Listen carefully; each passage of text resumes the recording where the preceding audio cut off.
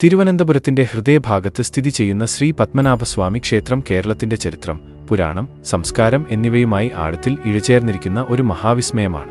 മഹാവിഷ്ണുവിന് സമർപ്പിച്ചിരിക്കുന്ന ഈ ക്ഷേത്രം അതിന്റെ ആത്മീയ പ്രാധാന്യത്തിന് മാത്രമല്ല, ലോകത്തിലെ ഏറ്റവും സമ്പന്നമായ ക്ഷേത്രങ്ങളിൽ ഒന്നെന്ന നിലയിലും പ്രശസ്തമാണ്. തിരുവനന്തപുരം എന്ന പേരിന്റെ അർത്ഥം തന്നെ അനന്തനായ ഭഗവാന്റെ നഗരം എന്നാണ്. ഇത് ക്ഷേത്രത്തിലെ പ്രധാന പ്രതിഷ്ഠയെ നേരിട്ട് സൂചിപ്പിക്കുന്നു. പത്മനാഭസ്വാമി ക്ഷേത്രം അതിന്റെ പ്രധാന പ്രതിഷ്ഠയായ അനന്തശയനം രൂപത്തിന് പ്രസിദ്ധമാണ്. 5 പത്തികളുള്ള സർപ്പരാജാവായ അനന്തന്റെ പുറത്ത് യോഗനിദ്രയിൽ പള്ളികൊള്ളുന്ന മഹാവിഷ്ണുവാണിത്. ഐതിഹ്യമനുസരിച്ച് ദിവാകരമുനി എന്ന സന്യാസി ഒരു അദ്ഭുത ബാലനെ പിന്തുടർന്ന് അനന്തൻകാട് എന്ന വനത്തിൽ എത്തുകയും അവിടെ വച്ച് ഭഗവാൻ വിഷ്ണു മൈലുകളോളം നീളമുള്ള വിശ്വരൂപത്തിൽ ദർശനം നൽകുകയും ചെയ്തു.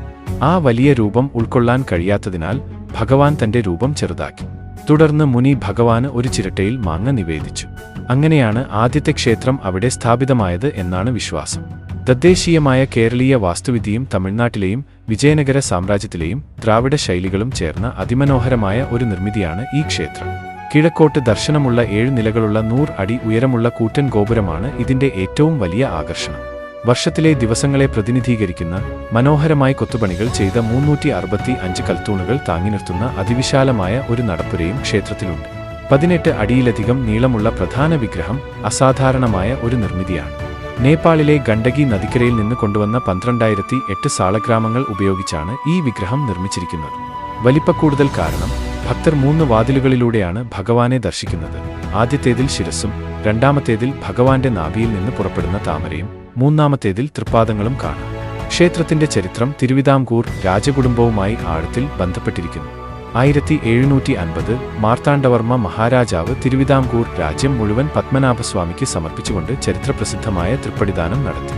തുടർന്ന് രാജകുടുംബം രാജാക്കന്മാരായില്ല, മറിച്ച് ഭഗവാന്റെ വിനീത ദാസന്മാരായ പത്മനാഭദാസന്മാർ എന്ന നിലയിലാണ് ഭരണം നടത്തിയത്. 2011 സുപ്രീം കോടതിയുടെ ഉത്തരവനുസരിച്ച് ക്ഷേത്രത്തിലെ ഭൂഗർഭ നിലവറകളിൽ നടത്തിയ പരിശോധനയിൽ ലോകത്തെ ഞെട്ടിച്ച വൻ സാമ്പത്തിക ശേഖരം കണ്ടെത്തിയതോടെ ക്ഷേത്രം അന്താരാഷ്ട്ര ശ്രദ്ധ നേടി. തുറന്ന നിലവറകളിൽ നിന്ന് ശുദ്ധമായ സ്വർണ്ണ സിംഹാസനങ്ങൾ, വജ്രം പതിച്ച കിരീടങ്ങൾ, സ്വർണ്ണമാലകൾ, പുരാതന നാണയങ്ങൾ, വിലയേറിയ രത്നങ്ങൾ എന്നിവ കണ്ടെടുത്തു. നൂറ്റാണ്ടുകളായി രാജാക്കന്മാരും ഭക്തരും സമർപ്പിച്ച കാണിക്കകളാണിവ. പല നിലവറകളും തുറന്നു പരിശോധിച്ചെങ്കിലും നിലവറ ബി ഇപ്പോഴും തുറക്കാതെ കിടക്കുന്നു. ഇത് നിരവധി നിഗൂഢതകൾക്കും പ്രാദേശിക കഥകൾക്കും കാരണമായിട്ടുണ്ട്. ഈ നിലവറ കാവൽ നാഗങ്ങളും മറ്റ് ദൈവിക ശക്തികളും സംരക്ഷിക്കുന്നുണ്ടെന്നാണ് ഭക്തരുടെ വിശ്വാസം.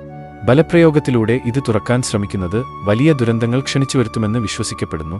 ഇത് ക്ഷേത്രത്തിന്റെ നിഗൂഢതകളെ കൂടുതൽ സജീവമാക്കി നിർത്തുന്നു. കൂടുതൽ വീഡിയോകൾക്കായി ഈ ചാനൽ സബ്സ്ക്രൈബ് ചെയ്യുക.